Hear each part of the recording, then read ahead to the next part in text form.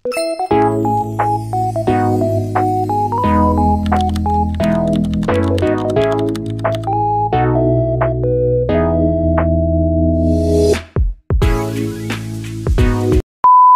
afternoon everyone, especially to you sir. My name is Nobeline G. Medulan and I'm going to discuss about the coastal resilience. Coastal barriers. These structures are designed to protect coastal areas from erosion and flooding caused by storm surges and rising sea levels. They can include seawalls, breakwaters, and beach nourishment projects. Ang coastal barrier ay mga istruktura na dinisenyo upang protektahan ang mga baybaying lugar mula sa pagguho ng lupa at baha na dulot ng storm surge at pagtaas ng level ng dagat. Kabilang sa mga halimbawa nito ang mga seawall, breakwater at beach nourishment projects. Si seawall ay isang pader na gawa sa konkrito o bato na itinayo sa baybayin upang pigilan ang alon at pagguho ng lupa.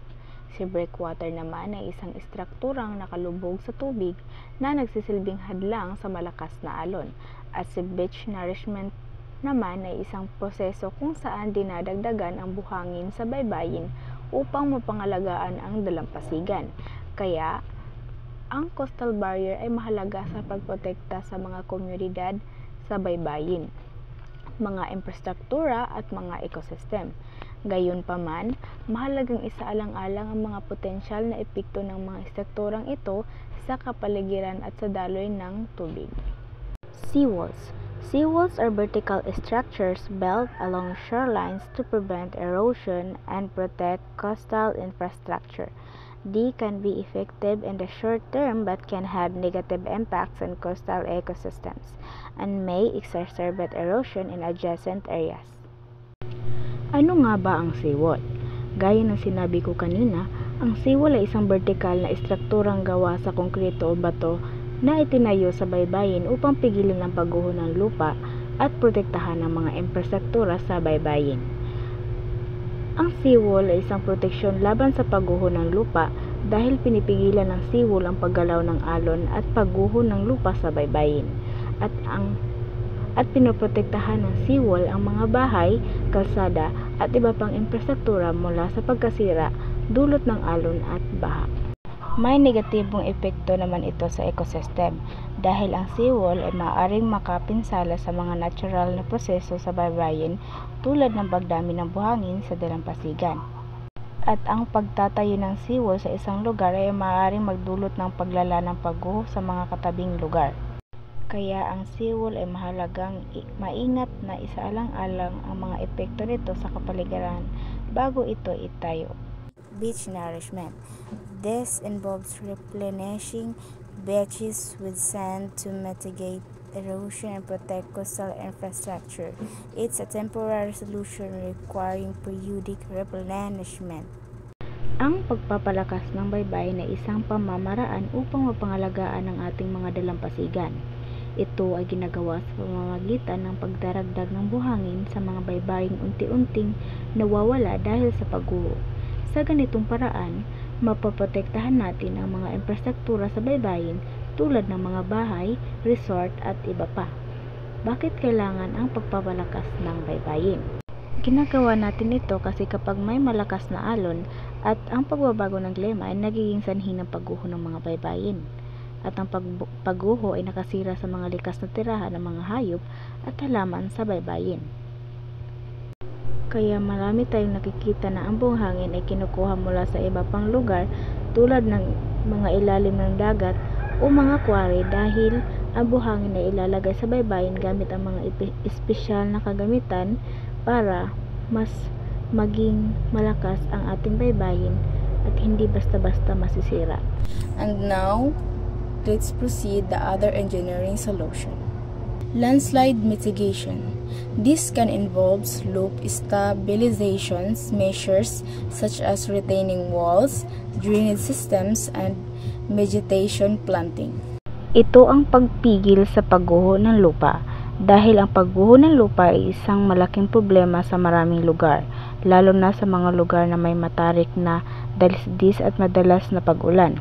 Ang pagguho ng lupa ay maaaring magdulot ng malaking pinsala sa mga tahanan, infrastruktura at maging sa mga buhay ng tao. Upang maiwasan ito, kailangan nating maglagay ng mga retaining wall, drainage system at pagtatanim ng mga halaman sa dalampasigan upang ang mga ito ay nagsisilbing suporta sa lupa habang ang mga drainage system naman ay nag-aalis ng tubig upang maiwasan ang pagguho. Kaya ginagawa natin ito dahil ang pagpipigil sa pagguho ng lupa ay isang mahalagang gawain upang maprotektahan ang ating mga komunidad at kalikasan. Dahil sa pamamagitan nito, ang paggamit ng mga tamang pamamaraan at pagpaplano ay maaari nating mabawasan ang panganib at pagguho ng lupa. Wildfire mitigation. Engineering solutions include controlled burns, fuel management programs, and fire-resistant building materials. Ang larawan na ito ay nagpapakita ng mga estratehiya sa pagpigil sa pagkalat ng wildfire. Dahil ang wildfire mitigation ay tumutukoy sa mga hakbang na ginagawa upang maibawasan ang panganib at epekto ng mga wildfire. At ang larawan na ito rin ay nagbibigay ng ilang halimbawa ng mga estratehiya. May 4 tayo na estratehiya. Una, ang controlled burns. Ito ay proseso kung saan sinasadya na sinusunog ang mga tuyong dahon at mga halaman sa isang kontroladong paraan.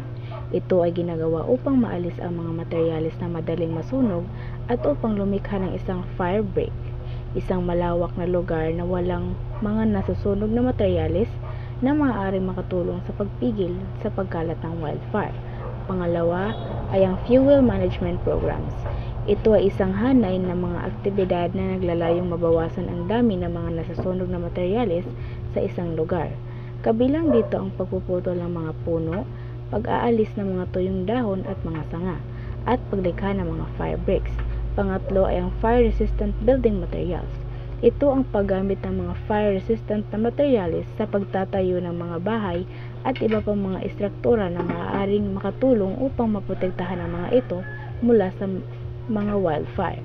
Kaya itong larawan na aking binibigay ay nagpapakita ng isang bahay na napapaligiran ng mga halaman at mga puno. Ang mga bilang na 1, 2, 3, 4, 5 at 6 ay maaaring tumutukoy sa iba't ibang mga estratehiya sa wildfire mitigation tulad ng una, pagpuputol ng mga puno at mga sanga sa paligid ng bahay. Pangalawa ay pag-alis ng mga tuyong dahon at mga sanga sa paligid ng bahay. Pangatlo ay ang paggamit ng fire-resistant na materials sa pagtatayo ng bahay. Pang-apat ay ang paglikha ng isang fire break sa paligid ng bahay. Pang-5 ay ang pag-install ng isang sprinkler system sa paligid ng bahay. At ang pang-6 ay ang pag-install ng mga fire-resistant na shutters sa mga bintana at mga pinto. Sa pamamagitan ng pagsasagawa ng mga estratehiyang ito, maaari nating mabawasan ang panganib ng mga wildfire at maprotektahan ang ating mga tahanan at komunidad. This is the limitations and considerations. Engineering solutions play a crucial role in mitigation strategies, but they are not without limitations. In cost, implementing this solution can be expensive, requiring significant investment from governments, private companies, and individuals. The environmental impacts.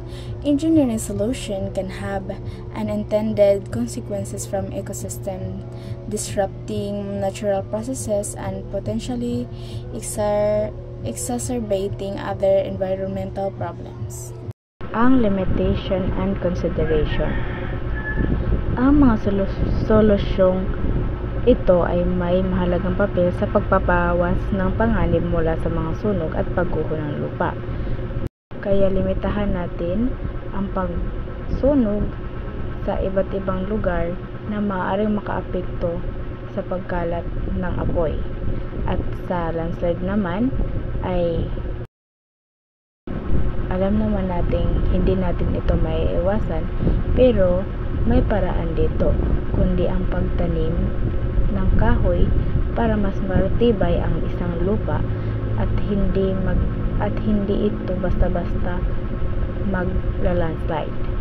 At pwede rin tayong gumamit ng early warning system na kung ang mga sistema ng maagang babala ay maaaring makatulong sa pag-alerto sa mga tao tungkol sa mga panganib ng pagguho ng lupa na nagbibigay sa kanila ng oras upang lumikas. Dahil ang mga solusyong ito ay mahalaga sa pagprotekta sa mga komunidad mula sa panganib ng sunog at pagguho ng lupa. Ang mga gasto sa pagpapatupad ng mga solusyong ito ay dapat timbangin laban sa mga potensyal na benepisyo tulad ng pag-iwas sa pagkawala ng buhay, pinsala sa ari-arian at paggagambala sa mga serbisyong publiko. Sa pamamagitan ng maingat na pagpaplano at paggamit ng mga mahusay na kasanayan sa engineering, maaari tayong makahanap ng mga abot-kayang at epektibong solusyon upang protektahan ang ating mga komunidad mula sa mga panganib at sunog at pagguho ng lupa. Sa environmental impacts naman, sa pamamagitan ng pagsaalang-alang sa mga potensyal na epektibo sa kapaligiran at paggamit ng mga sustainable na mga kasanayan, maaari tayong lumikha ng mga solusyong pang-inhenyero na hindi lamang nakatugon sa ating mga pangangailangan, kundi nakatulong din sa pagprotekta sa ating planeta. Gaya na lamang ng pagtanim ng mga kahoy upang hindi basta-bastang ma-landslide, at gagamit din tayo ng waste management para maaaring makatulong na mabawasan ang polusyon at pagkasira ng kapaligiran at hindi basta-basta masusunog at kumanat ang apoy. And maintenance, many engineering solutions require ongoing maintenance and repair to ensure their effectiveness, adding to the overall cost and complexity of mitigation strategies. Adaptability.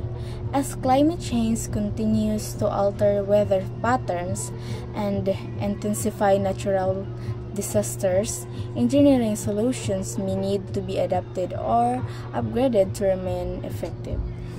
Ang pagpapanatili ay isang kritikal na bahagi ng mga solusyon, at maraming solusyong ang nangangailangan ng patuloy na pag-aalaga at pagkokomponi upang matyak ang kanilang kahusayan at pagiging epektibo. Bakit mahalaga ang pagpapanatili?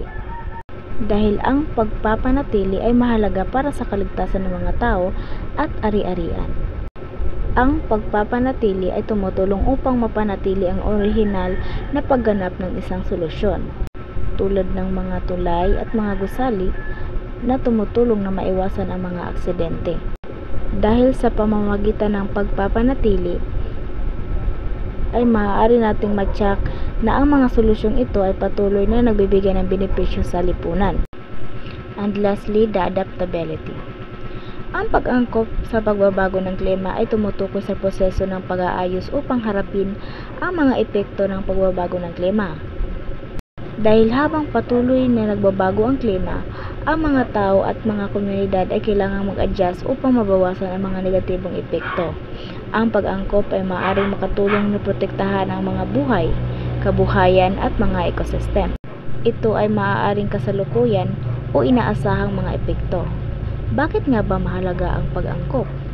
Ang halimbawa ng pag-angkop ay ang pagpapatayo ng seawall at iba pang mga istrukturang pang-proteksyon ay maaaring makatulong na protektahan ang mga baybaying lugar mula sa pagtaas ng level ng dagat, at ang pag-imbak ng tubig na maaaring makatulong na matyak ang sapat na supply ng tubig sa panahon ng tagtuyot, at pagpapalakas ng mga sistema sa babala na makatulong na bigyan ng babala ang mga tao tungkol sa mga paparating na panganib tulad ng bagyo at baha.